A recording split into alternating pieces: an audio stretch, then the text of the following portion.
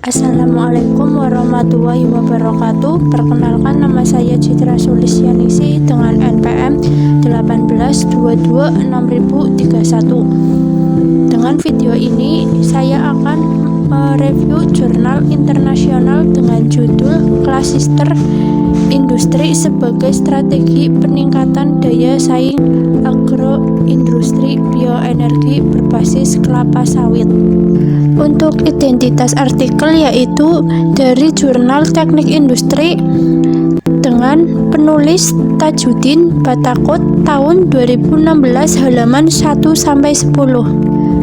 Untuk yang pertama yaitu ada pendahuluan, latar belakang, yaitu kelapa sawit merupakan komoditas pertanian yang paling potensial yang dimiliki Indonesia saat ini. Pada tahun 2013 tercatat bahwa tingkat produksi minyak kelapa sawit kasar Indonesia dilihat dari 3 sumber perkebunan adalah sebesar 23 ton dengan laju pertumbuhan 33,3% dan didominasi oleh perkebunan milik swasta dengan tingkat pertumbuhan 54,8%. Selain itu, telah terjadi peningkatan volume ekspor minyak COP hingga lebih dari 20 juta ton, di mana 70 ton diantaranya ekspor pada 3 wilayah negara yakni India, Cina, dan Uni Eropa. Pada awalnya, CPO merupakan produk ekspor utama yang dapat dihasilkan dari agroindustri kelapa sawit di Indonesia. Namun saat ini agroindustri kelapa sawit nasional juga telah mengolah produk lain seperti PKO dan bahkan sampai pada produk turunan yang memiliki nilai tambah lebih tinggi.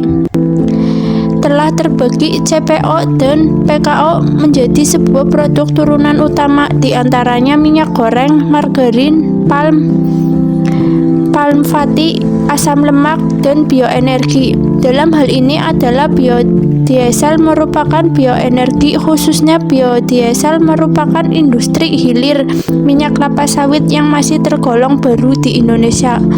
Momentum pertumbuhan industri ini mulai terjadi ketika harga bahan bakar minyak BBM fosil mengalami kenaikan secara signifikan di pasar dunia khususnya setelah tahun 2003.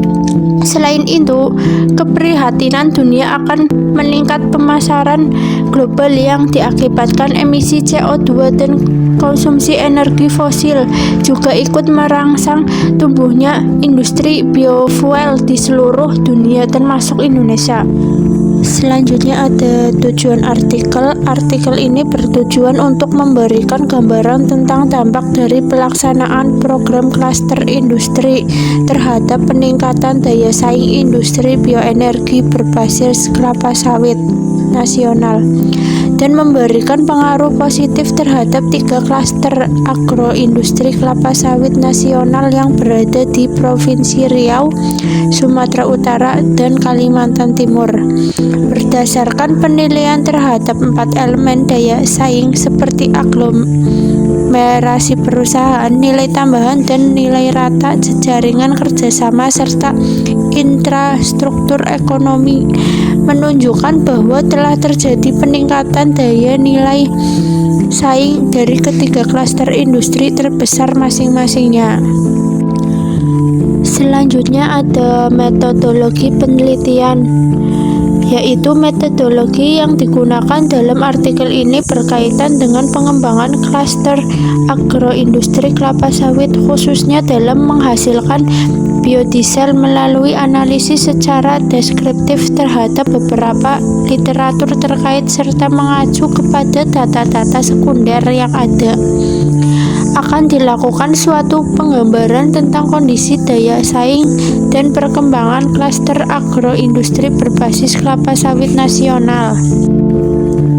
Selanjutnya ada model daya saing Berlian-Porter, yaitu sebagai model untuk mempelajari klaster industri telah dikembangkan oleh beberapa penelitian dan pakar selama beberapa akade terakhir. Salah satu model yang sering dijadikan sebagai acuan dan rujukan dalam pengembangan klaster industri adalah model Berlian-Foster. Konsep The Four Diamond Foster ini mengajukan 4 faktor yang saling terkait yang merupakan penentu keunggulan daya saing suatu industri, yaitu yang pertama ada strategi perusahaan, struktur dan persaingan. Yang kedua ada kondisi permintaan, dan selanjutnya ada kondisi faktor industri terkait dan dukungan. Porter selanjutnya juga menambahkan faktor chance dan government dalam model Berlian tersebut, di mana kedua faktor tambahan ini bukanlah determinan. Beberapa pengaruh terhadap keempat perbedaan dari suatu lokasi yang lain, dan hal ini menjelaskan mengapa beberapa perusahaan industri hanya berhasil di suatu lokasi tertentu saja. Tidak semua faktor harus optimal dalam menjamin keberhasilan sebuah perusahaan atau industri.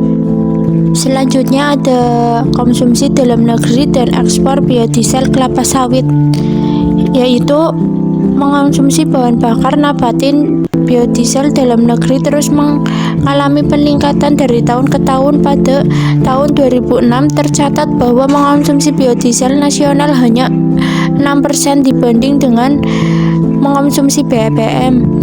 Namun pada tahun 2013 terjadi peningkatan yang cukup tinggi, yakni mencapai 5,57%. Ekspor sampai impor kelapa sawit Indonesia dilakukan dalam wujud minyak sawit lainnya, minyak inti sawit dan minyak inti lainnya. Perkembangan volume ekspor kelapa sawit pada tahun 1980 sampai 2013 cenderung terus meningkat dengan pertumbuhan rata-rata sebesar 23,52% per tahun. Pada tahun 1980, volume ekspor kelapa sawit Indonesia hanya sebesar 502.000 ton dengan nilai ekspor sebesar 254 juta. Sedangkan tahun 2013 volume ekspor meningkat menjadi 25 juta ton senilai 17 miliar. Industri biodiesel nasional hingga tahun 2014 telah berjumlah 26 perusahaan. Skala produksi industri biodiesel berkembang dalam bentuk skala klaster adalah yang terdapat di kawasan industri Belitung Dumai. Berdasarkan data Dirjen Energi Baru Terbarukan dan Konversi Energi tahun 2013, rata-rata ekspor dan bahkan mengalami penurunan drastis di akhir tahun 2013 dengan jumlah ekspor pada bulan Desember hanya sebesar 61 KL. Sementara harga justru mengalami kenaikan dari 7.000 di bulan Januari naik menjadi 9.000 di bulan Desember 2013. Nah, ini ada gambaran grafik ekspor dan harga biodiesel nasional per bulan di tahun 2013. Bisa dilihat dari bulan Januari sampai Desember produksi dan harganya. Nah, selanjutnya ini ada nilai perkembangan di setiap klaster kelapa sawit menurut 4 elemen di tahun 2012 per provinsi. Ada Provinsi Riau, Sumut, dan Kalimantan Timur. Kesimpulannya adalah program klaster industri telah memberikan pengaruh yang positif bagi pengembangan agroindustri kelapa sawit nasional beserta berbagai industri produk turunannya seperti halnya biodiesel. Namun untuk dapat lebih meningkatkan daya saing diperlukan pula berbagai langkah nyata dengan melibatkan berbagai peran kelembagaan yang berkepentingan. Penerapan kebijakan menjadi faktor kunci bagi upaya peningkatan daya saing agroindustri nasional. Harmonisasi dan keterpaduan kebijakan merupakan titik awal demi terciptanya efektivitas penerapan dalam rangka pencapaian target-target memenuhi kebutuhan berbagai tingkat kepentingan, khususnya kepentingan berbagai pihak dan kelembagaan. Evaluasi dan perbaikan berkelanjutan terhadap berbagai aspek menjadi tonggak utama dalam upaya peningkatan daya saing agroindustri nasional secara berkelanjutan.